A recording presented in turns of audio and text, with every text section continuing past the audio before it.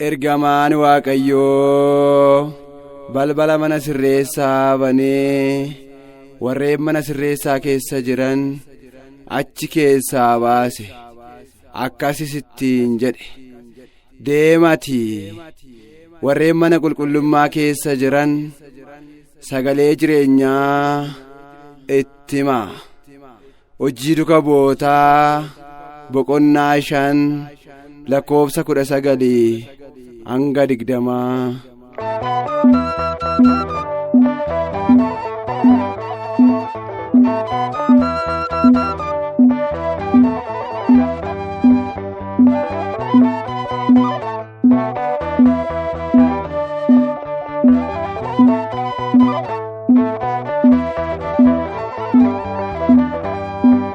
Ergamaan nageenyaa Uraa'eliyaati, Hanumaa ishakuu abdii kooti ati. Hangafa ergamoota Uraa'el abbaa koo, si qabadheen darbee guyyaa rakkina koo.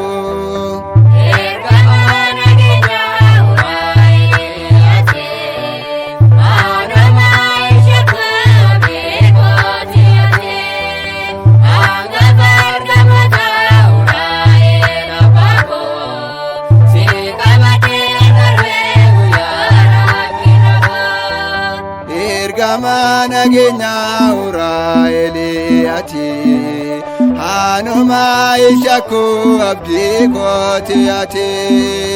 Hangafa ergamoota Uraa'el abbaa koo, si qabadheen darbee guyyaa rakkina koo.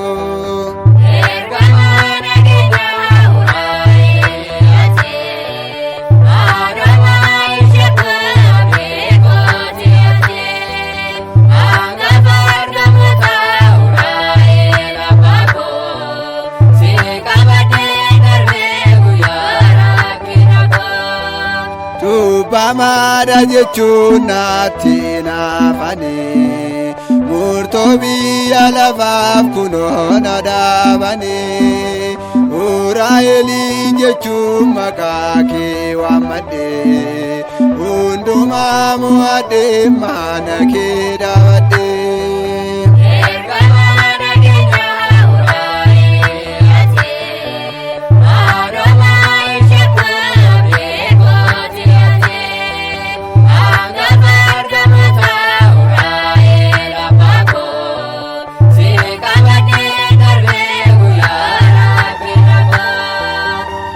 Rangaasene Uraa'el abbaa koo, sinarraa dabarsee yeroo dhiphina koo.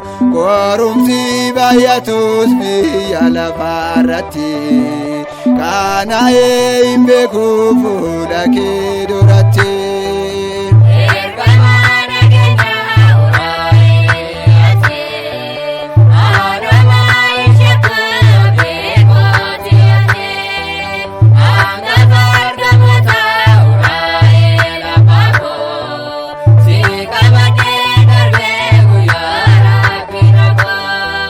Sumaatu waraabee dhiiga gooftaa kooti, yommuu naaf duudhabee ati abdii kooti.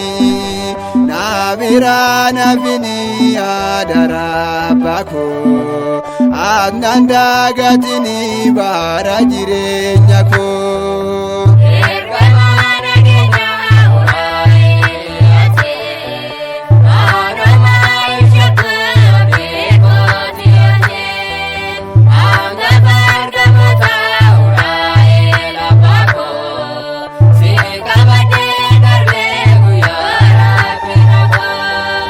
Sobaan mo'atamuu didhaaf darbatame, Waaqayyo abbaa biraa situ naaf ergame.